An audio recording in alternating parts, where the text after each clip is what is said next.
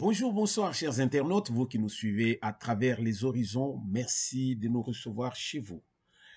Comme nous avons l'habitude de le dire, vous servir, c'est un devoir beaucoup plus patriotique. Nous allons partager quelque chose aujourd'hui. L'Assemblée nationale divisée sur la loi Tchani. Cette affaire devient une affaire d'État.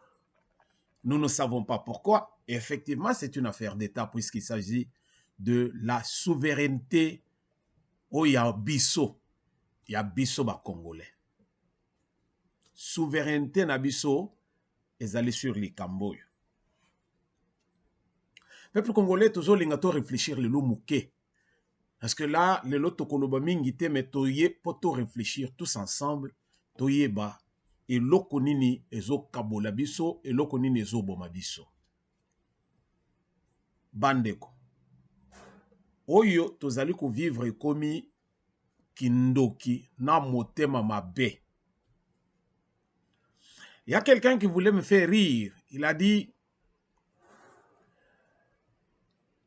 Congo nzamba kinela yango bomengo.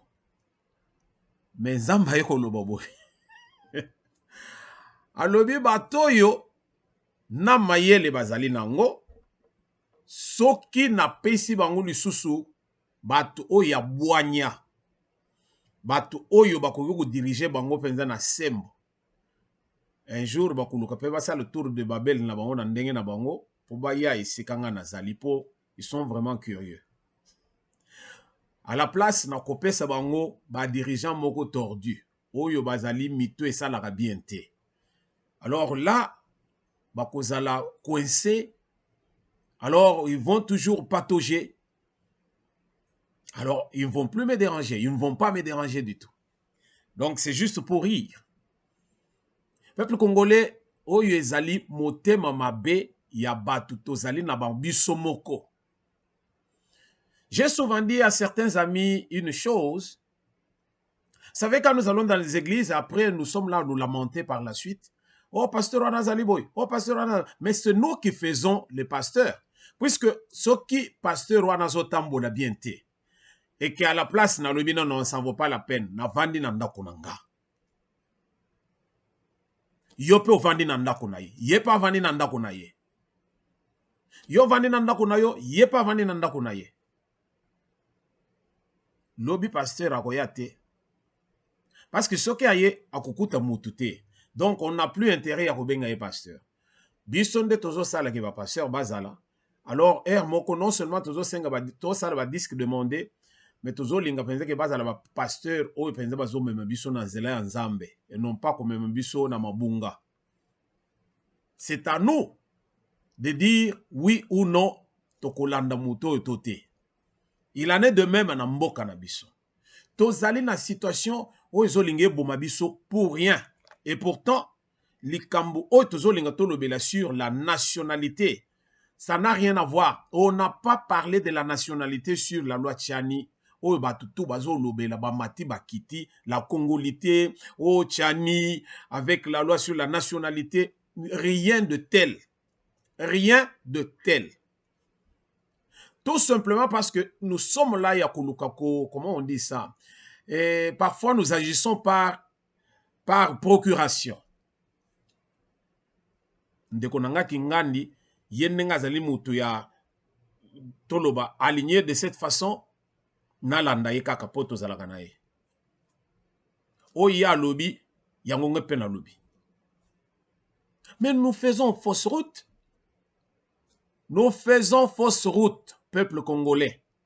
Na minute tozana na situation oyo zolinga kopesa que non to kabwana bolingo ezala te.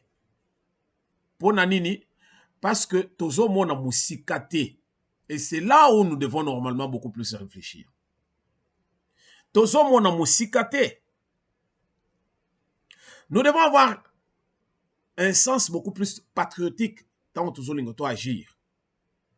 Nous devons réfléchir en patriote et non pas réfléchir comme tout le monde, non.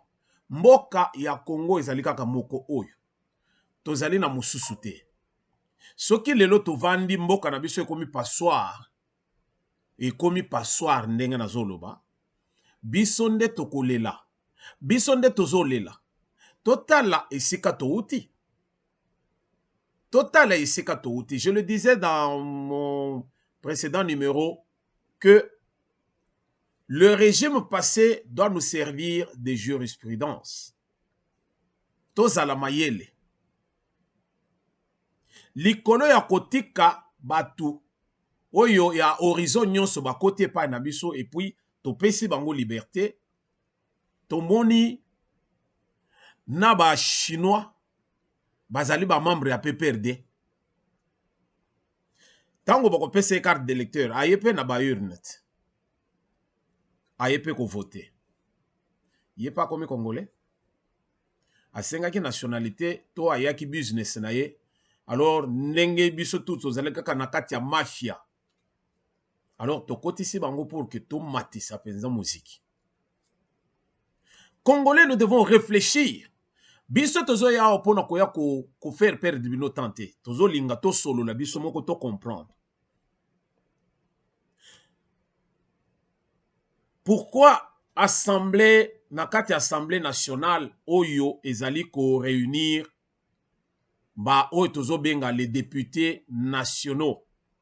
Tokoki ko zala bato ba tendance au lieu to zala penza que non tozali ba élu ya peuple. Et puis tout ça là, oyo, ezo sala que, oyo ko sala que peuple na biso, bazala na kimia, va vivre bien, ça nous intéresse moins. Ça nous intéresse moins. Là où nous voyons une menace contre notre souveraineté, les hommes avertis comme Noël Tchani a vu plus loin que beaucoup de gens.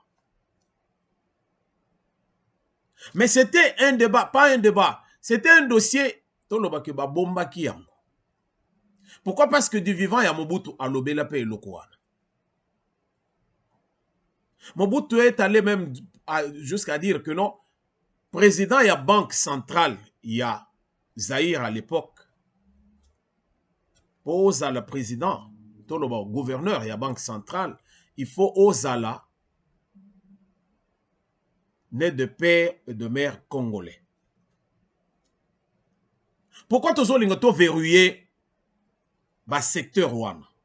Le problème où ils ont déchiré biso, ils ont le problème de la nationalité, comme d'aucuns pensent, parlent de congolité. Ils ont problème de la nationalité. Problème ils ont que toujours les gens verrouillé le point stratégique, il y a mbo cannabiso.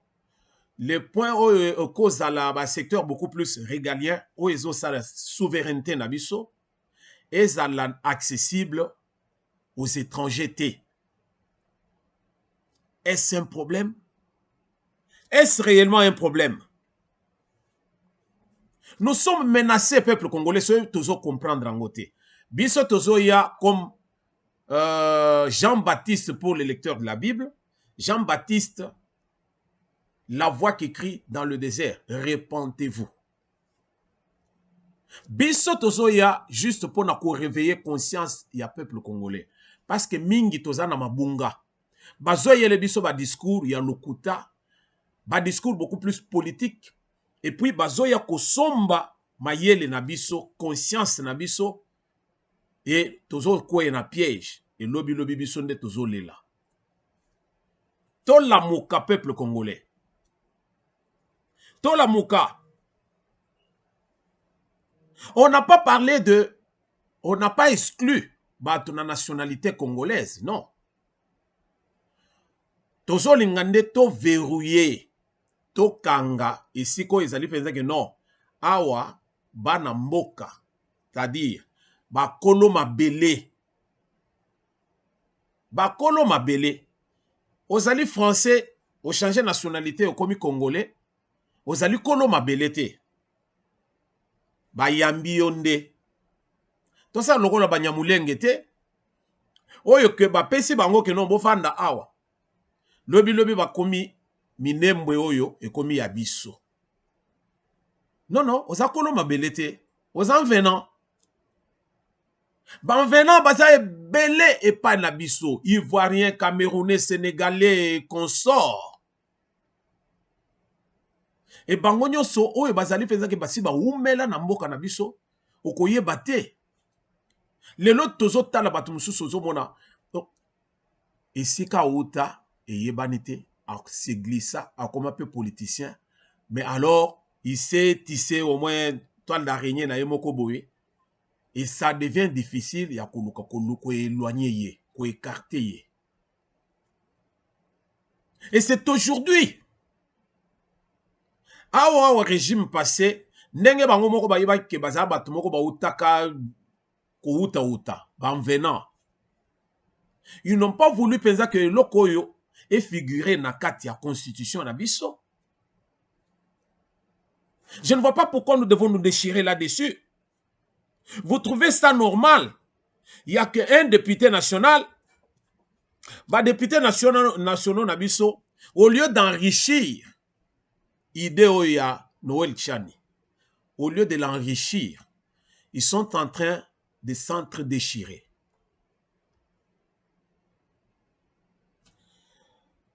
Au lieu d'enrichir la matière oyo ezali pona peuple na biso, ezali pona mboka na biso. Mais vous allez trouver que les députés à ce niveau bazali divisés. Pourquoi? Parce que bazali kolinga non servir la nation ou bien ba élu oyo basala ke bango bazali na hémicycle lelo, mais bazali wana na ba tendance oyo koloba que non tozo appartenir na Kingandi. Ozo appartenir na Kingandi, Kingandi wana mutu a vota po na yo, to peuple nde a vota yo pour que ozala wana ozala molobeli na ye. Voilà comment nous pouvons réfléchir. Si ko yo congolais ozali komona ba député wana bazo tambola partout, akoya pe ayebiso alobi non, moi personne ne va m'influencer sur la décision que je vais prendre. Mais influence dont tu fais mention, c'est quoi? Que pour que vous votez la proposition de loi de Tchani? Non. Tout ce qu'on peut nous amener, les idées peuvent jaillir de partout. Oye koya pour que to tonga mboka na biso, il faut to yamba yango, to mûrir yango, to enrichir yango, et puis to bongisa mboka na biso. Mboka na biso ezali passoire ya mokete. 9 voisins, en tout cas, vous allez difficile ya ko contrôler. 9 voisins c'est difficile. En dehors de 9 voisins, vous allez ce qu'on a bateau, bazo utamusika ba ivoirien, ba camerounais, ba chinois, ba et consorts. Mais ce qui est le bazo loba non, to verrouiller ici ka oyo. Bandeko. Boke ndotala ba nani banglais ndenge nini ba verrouiller makambo chez bango.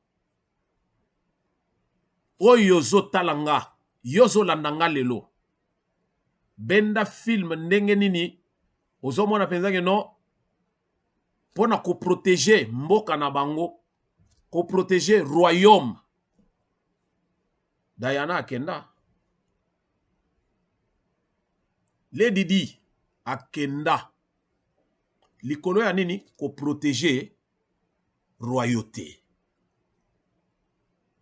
Est-ce que tu veux comprendre le loco? Ko protéger royauté. Tu veux protéger souveraineté na biso. Tu comprendre le loco? Quand un député dit national, on apporte une réflexion beaucoup plus nationale.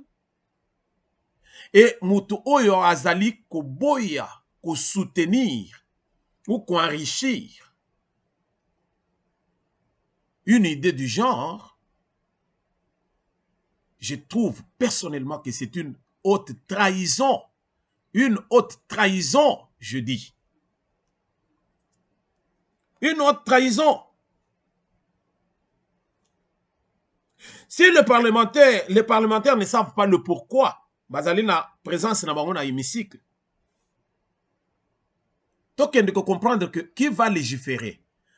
ils ignorent le pourquoi ils sont là. Je ne veux pas dire tous.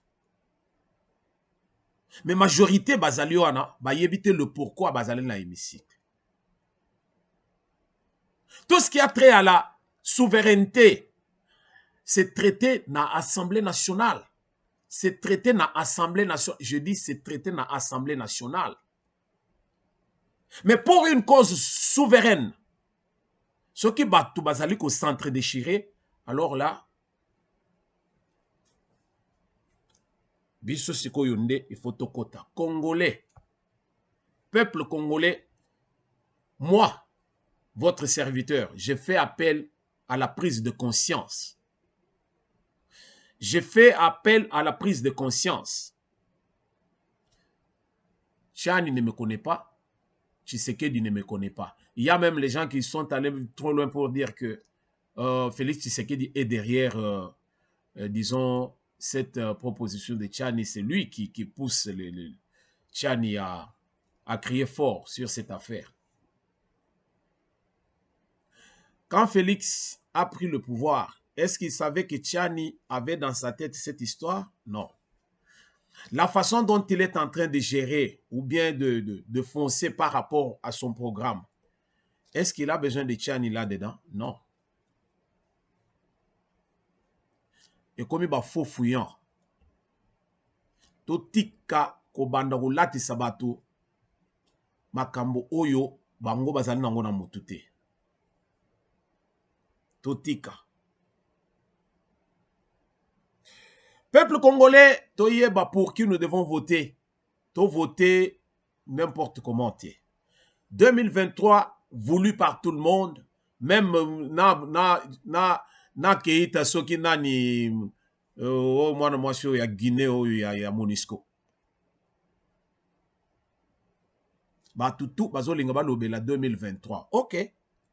Le chef lui-même avait donné le ton pour dire 2023 élection égozale. Mais peuple congolais yébela. Il en va de notre devenir. Le devenir de la RDC et Abissomoko. Et Zali dirigeant mon côté. Devenir ya RDC et Abissomoko. Quand nous faisons de bons choix, alors tozo promouvoir développement ya mo cannabis. Mais tant que tozo sala ba choix ya mabe, ozo ya kozwa ba député oyo bazali na ba tendance. Député o azoya parce que il a une couleur politique. Alors là, nous sommes en train de faire fausse route.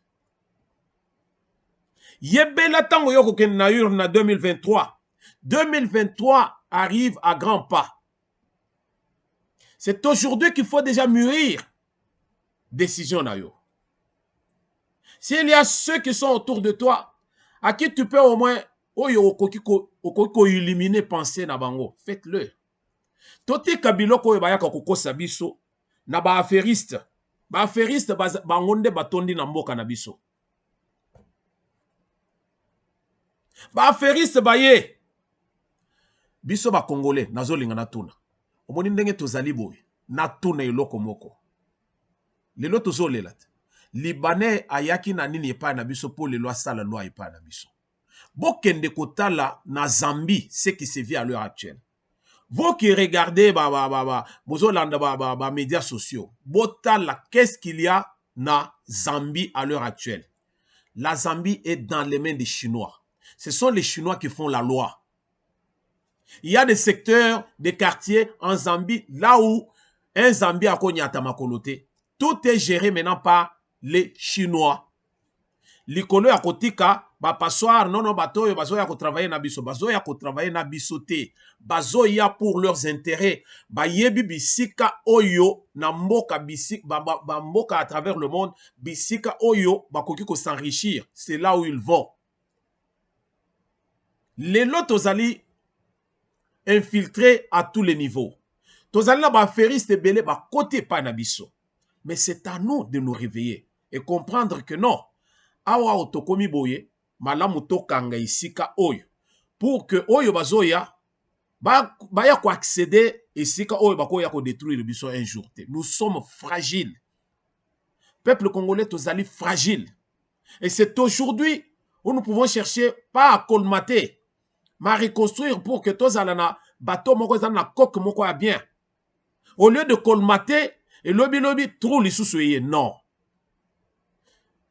Ça fait mal pour na bateau yo qui ont des ambitions ya kokende likolo mais bazo mona neti ke loko wana ezo freiner bango. To comprendre que Congolais azali cheye, il faut ye moko PR moko boye a tracé ndenge nini azolinga kende. J'ai parlé ici des gens qui viennent d'ailleurs. Chinois, Libanais, Indo-Pakistanais, tous ces gens-là qui sont chez nous. Ils sont plus riches que biso. Baleki biso, bayaka na nini. Bayaka na nini.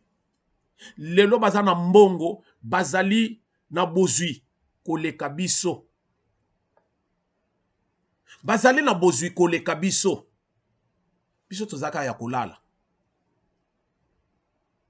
Yango tozo ya ko réveiller conscience. Il y a peuple congolais to comprendre que quand il s'agit d'une affaire nationale, li kamboloko la oyo ya ko verrouiller les points stratégiques à RDC, ils à la réserver aux natifs, c'est-à-dire les originaires, bah, autochtones, alors ils allaient le diviser bisoté. Par contre, il faut essayer de biso.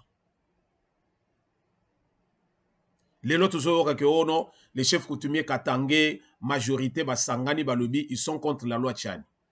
Katangé, mais s'ils sont contre la loi, contre cette loi, est-ce que Bakoye Bisebiso le pourquoi? Et tant que tozo kendeboye okokuta que sur l'étendue de la République, bato bazo même distraction na mboka na biso, ce sont les Katangais. Qu'on se le dise.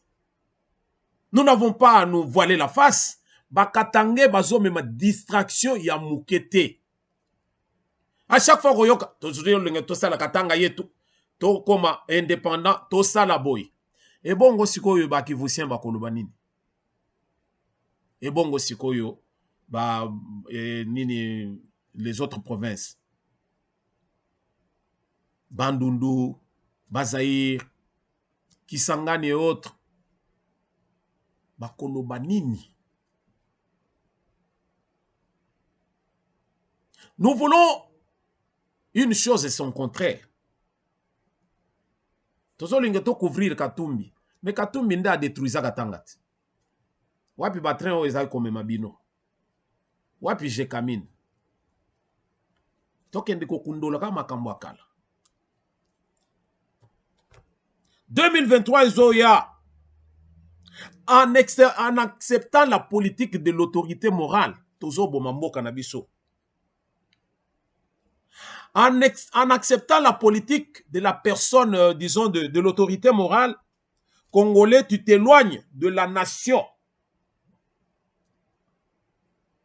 Tu t'éloignes de la nation ou du peuple congolais. Pourquoi?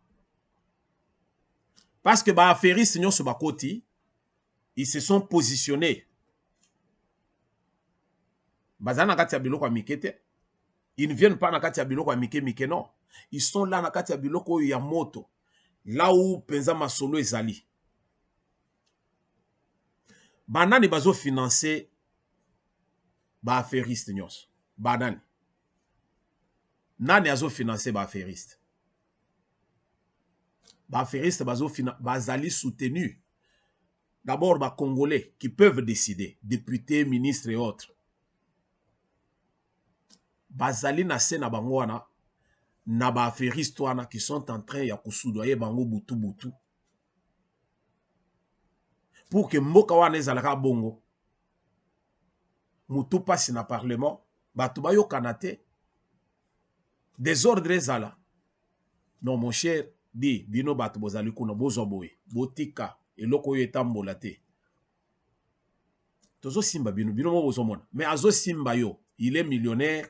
Yozana eloko te. Et pourtant mboka na biso tozo regorger biloko tout. Soki mboka na biso ezali bien toloba ke tozali na ba institution forte. Lobi tokokoma tokoleka na ba Europe. Europe ba pesa ka batu mike mikete. Mutazo salate bazo pesa epe mbongo. Ça peut se faire aussi chez nous. Toleka na recensement. toye banani azanani moto azwa carte d'identité na ye lobi lobi tozali kotisa bambongo ebele. Nous avons la liste. Ceux qui ne travaillent pas, pour une raison ou une autre, à l'État, à vivre. Nous pouvons le faire, mais c'est en ayant des institutions fortes. Mais biso tozo fragiliser ba institution na biso en prenant des décisions bidons dans l'hémicycle parce que tout se décide là-bas.